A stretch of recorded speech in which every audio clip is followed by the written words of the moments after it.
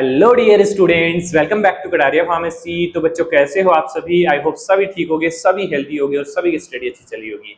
तो ये हमारा एक तरीके से इनऑर्गेनिक केमिस्ट्री का भी लास्ट पार्ट है और हमारे बी फार्मा फर्स्ट सेमेस्टर का भी लास्ट लेक्चर होने वाला है। तो बेटा पीछे के लेक्चर्स अभी भी आप लोगों ने नहीं देखे हैं तो जाइए प्लेलिस्ट चेक कीजिए और देखिए, सारे लेक्चर्स आपके लिए हेल्पफुल होने वाले हैं और आई होप बहुत अच्छे से आप लोगों ने पीछे वाले लेक्चर से स्टडी किए होंगे, तभी आप इस लेक्चर पे पहुंच पाए हैं।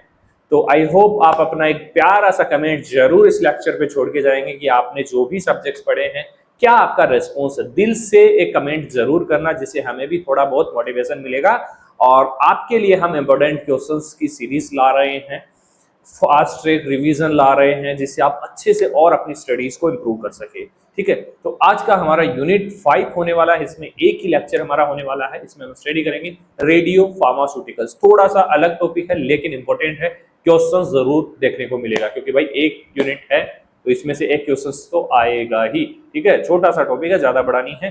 तो इसमें हमें टॉपिक दिए हुए हैं radiopharmaceutical, radioactivity, measurement of radioactivity, properties of alpha beta radiations, half life क्या होता है, radioisotopes and study of radioisotopes, sodium iodide, iodine 131, storage conditions और precaution, pharmaceutical application of radio active substance.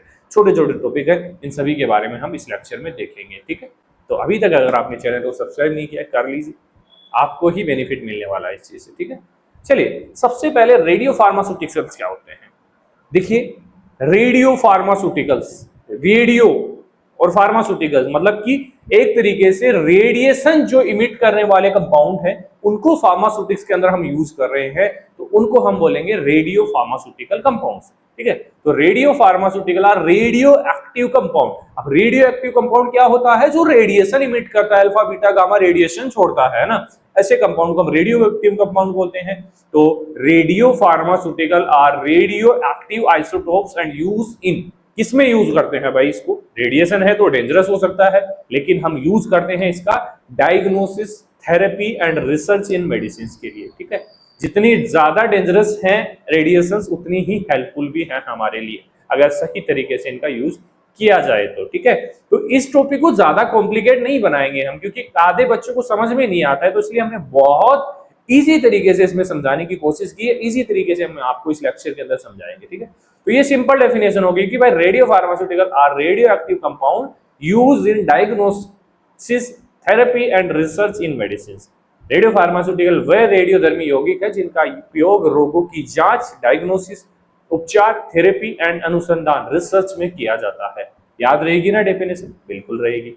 Examples की बात करें, technetium 99M, iodine 131, phosphorus 32, ये कुछ हमारे रेडियो एक्टिव कंपाउंड्स है जो हम यूज करते हैं इनका डायग्नोसिस में, थेरेपी में, रिसर्च में। ठीक है, याद रहेंगे नहीं, बाकी और आएंगे आगे। चलिए, फिर ये रेडियो एक्टिविटी क्या होती है? अब जो हमारे रेडियो एक्टिव कंपाउंड है वो रेडिएशन छोड़ेंगे, कुछ अल्फा छोड़ेंगे, कुछ बीटा छोड़ेंगे, कुछ गामा छोड़ेंगे, तो उस रेडिएशन छोड़ने की स्थिति को हम बोलते हैं रेडियो एक्टिविटी। तो radioactivity is the spontaneous disintegration of unstable atomic nucleus. मतलब कि जो हमारे रेडियो एक्टिव कंपाउंड है वो अनस्टेबल एटम की तरह काम करते हैं और उनके न्यूक्लियस से बेसिकली इमिशन होता है रेडिएशन का, मतलब रेडिएशंस निकलती है। कौन सी? अल्फा, बीटा और गामा। ठीक है, तो radioactivity is the spontaneous disintegration of unstable atomic nuclei with emission of radiations. ठीक है, तो रेडियोधर्मिता वह प्रक्रिया है जिसमें अस्थिर परमाणु नाभिक स्वतः टूटकर ऑटोमेटिक डिसइंटीग्रेशन होगा और टूटकर अल्फा, बीटा, गामा रेडिएशंस उत्सर्जित करते हैं, बेसिकली इमिशन करते हैं। ठीक है, तो थोड़ा सा इसको एक बार पढ़ोगे तो समझ में आ जाएगा। ठीक है, डिस्कवर्ड बाय बेसिकली दो साइंटिस्ट थे, हेनरी और बेक्वेर। इन 1896 में इन्होंने डिस्कवर किया था। इनके अकॉर्डिंग यूनिट्स भी पूछी जा सकती है बेटा, आपको 2 मार्क्स में यूनिट पूछी जा सकती है रेडियो एक्टिविटी की। तो क्यूरी बेसिकली एक 1 क्यूरी के अंदर होता है 3.7 × 10⁻10 डिसइंटीग्रेशन पर सेकेंड। ठीक है, इसके अलावा बैकवर्ड जो यूनिट होती है रेडियो एक्टिविटी की, उसमें 1 becquerel equal to 1 disintegration per second. तो ये दोनों यूनिट्स आपको याद रखनी है, यूनिट्स हमारे रेडियो एक्टिविटी की, ठीक है। 2 मार्क्स में क्वेश्चन पूछा जा सकता है।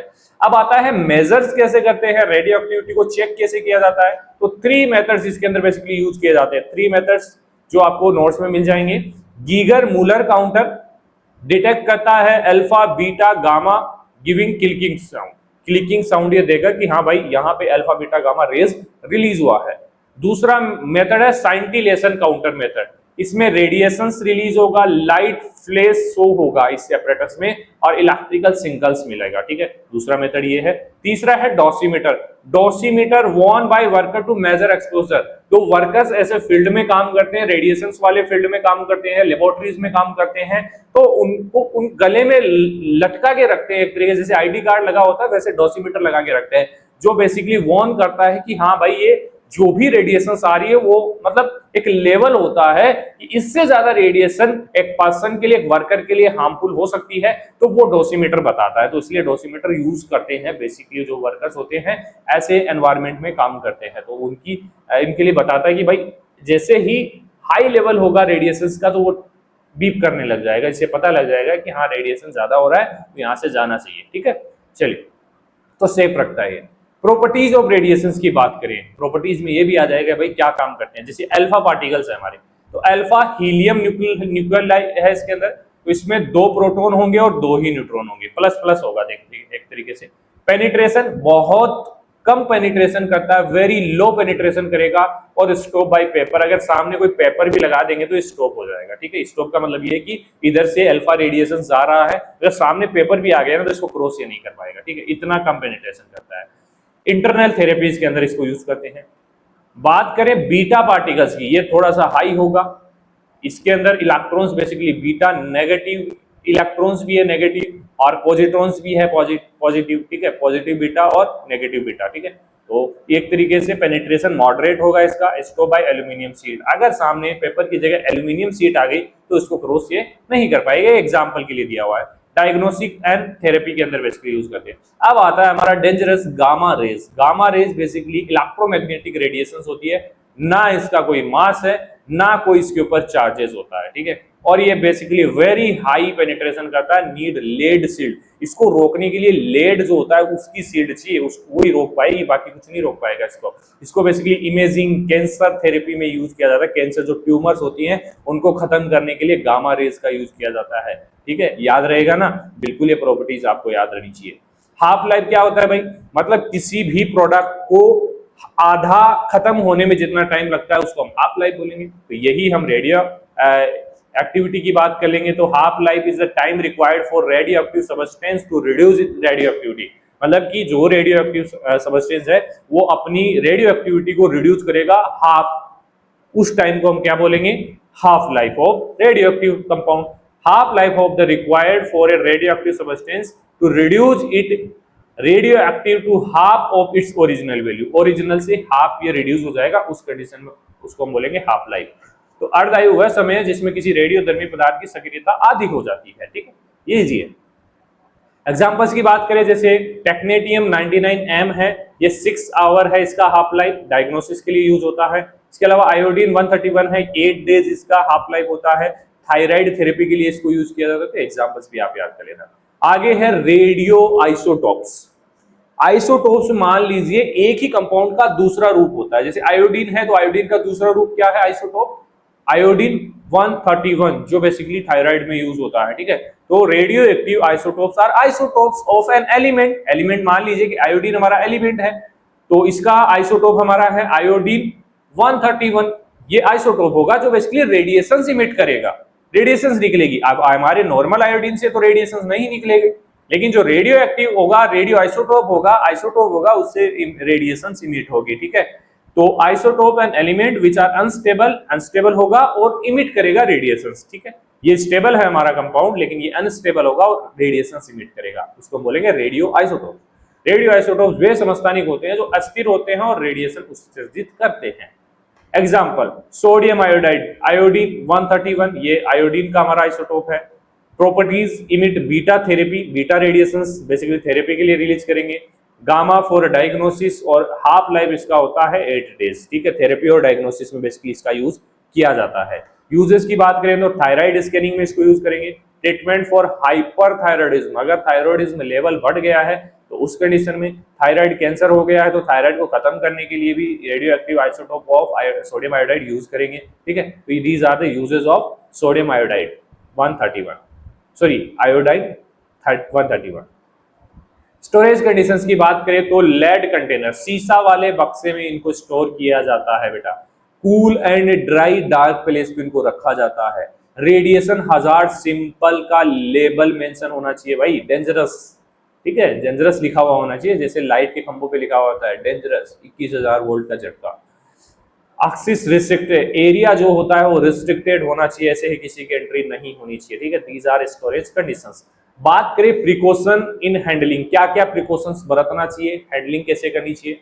वियर ग्लव्स, ग्लव्स पहनना चाहिए, गॉगल्स पहनना चाहिए, एप्रोन पहनना चाहिए, देखिए बॉडी प्रोटेक्ट रहेगी। Useful forceps, never touch directly, किसी भी चीज को डायरेक्टली टच नहीं करना है, ठीक है, हार्मफुल हो सकता है। नो माउथ पिपेटिंग, माउथ पिपेटिंग का मतलब कि माउथ से सक नहीं करना है किसी चीज को, जैसे पिपेट आपने देखी होगी तो उसको यूज करके माउथ से किसी भी चीज को ऐसे नहीं करना है।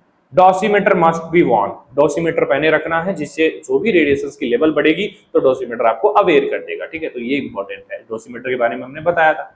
Waste safe radio active disposal, जो भी वेस्ट है उसको सेफली रेडियो एक्टिव डिस्पोजल किया जाना चाहिए, डिस्पोज किया जाना चाहिए, ऐसे नहीं छोड़ा जाता है, ठीक है, तो ये हार्मफुल हो सकता है। तो चलिए एप्लीकेशंस की बात करें तो रेडियो एक्टिव की आइसोटोप की डायग्नोसिस में बेसिकली यूज करते हैं ज्यादातर, जैसे कि आयोडीन 131 है थायराइड स्कैन के लिए, थायराइड कैंसर के लिए यूज करते हैं इसको। Technetium 99M bone, kidney and heart को स्कैन करने के लिए इसको यूज किया जाता है। कोबाल्ट 57 और iron 59 study of anaemia, B12 absorption में इसको स्टडी यूज करते हैं। थेरापेटिक यूजेस की बात करें तो आयोडीन 131 हाइपरथायरॉयडिज्म और थायराइड कैंसर के अंदर यूज होता है। ये बेसिक पॉइंट हमने यहाँ पे रखे, बाकी नोट्स में आपको अच्छे से मिल जाएगा, ठीक है। Phosphate 32 basically leukaemia, blood cancer होता है ल्यूकेमिया और पॉलीसेथेमिया के अंदर बेसिकली यूज होता है। कोबाल्ट 60 रेडियोथेरेपी फॉर कैंसर के अंदर यूज होता है। रिसर्च की बात करें तो tracer studies in metabolism and drug distribution को चेक करने के लिए रिसर्च में भी हमारे जो रेडियो एक्टिव आइसोटोप्स है इनका यूज किया जाता है। याद रहेगा, बिल्कुल याद रहेगा। तो भाई बहुत अच्छे से शिद्दत से हमने आपका बी फार्मा फर्स्ट सेमेस्टर का ये सिलेबस कंप्लीट करवाया है। तो अब आप लोग हमारे लिए एक लाइक बनता है और एक प्यारा सा कमेंट हमें चाहिए इस वीडियो पे, जिससे हमें और भी मोटिवेशन मिले, क्योंकि और भी काफी चीजें हम आप लोगों के लिए करने वाले हैं। फिलहाल अभी हमारा खत्म नहीं हुआ है फर्स्ट सेमेस्टर, अभी हम वन शॉट लेक्चर्स देखेंगे, इंपॉर्टेंट क्वेश्चंस देखेंगे। देखिए जब तक हमारा एग्जाम नहीं हो जाता ना तब तक हम पीछे नहीं हटने वाले हैं, तो आपको भी पीछे नहीं हटना था, हमारे साथ जुड़े रहना है, हमारे साथ स्टडी करनी है। देखिए बीच में नहीं छोड़ना है, ना हम आपको छोड़ेंगे ना आपको हमें छोड़ना है। एक बार ट्रस्ट कीजिए, फर्स्ट सेमेस्टर है, ट्रस्ट कर लीजिए, 8 सेमेस्टर तक आपको एक भी प्रॉब्लम नहीं आने दूंगा बेटा, ठीक है। बस भरोसा कीजिए प्रोसेस पे, कटारिया फार्मेसी पे भरोसा कीजिए और अपनी स्टडी पे भरोसा कीजिए। बस टाइम आपको देना पड़ेगा, कहीं आप टाइम नहीं दे रहे कि सर है ना, सर टेंशन कर रहे हैं, नहीं बेटा टेंशन नहीं लेनी, लेकिन पढ़ाई करनी पड़ेगी, ठीक है। डेली टाइम निकाल लीजिए, 1-2 आवर्स का एक लेक्चर अटेंड कर लीजिए और नोट्स पढ़ लीजिए, आपका काम हो जाएगा। शॉर्ट नोट्स, डिटेल नोट्स सारे अवेलेबल हैं, जल्द ही इंपॉर्टेंट क्वेश्चंस भी अवेलेबल हो जाएंगे। और क्या चाहिए भाई, इतना सब कुछ मिलता है क्या कॉलेज में इतने प्राइस में? नहीं मिलता भाई, लेक्चर फ्री है, अभी वन शॉट लेक्चर्स आएंगे, इसके बाद इंपॉर्टेंट क्वेश्चंस लेक्चर आएंगे। क्या ऐसा करवाते हैं क्या कॉलेज वाले? मुझे तो नहीं लगता। अगर करवाते हैं तो भाई ये फीस बहुत ज्यादा है हमारी, है ना, बहुत ज्यादा है, 299, और इसको भी डिस्काउंट कर देते हैं हम 249, वो भी बहुत ज्यादा है। कभी कभी 199 भी कर देते हैं, वो भी ज्यादा है।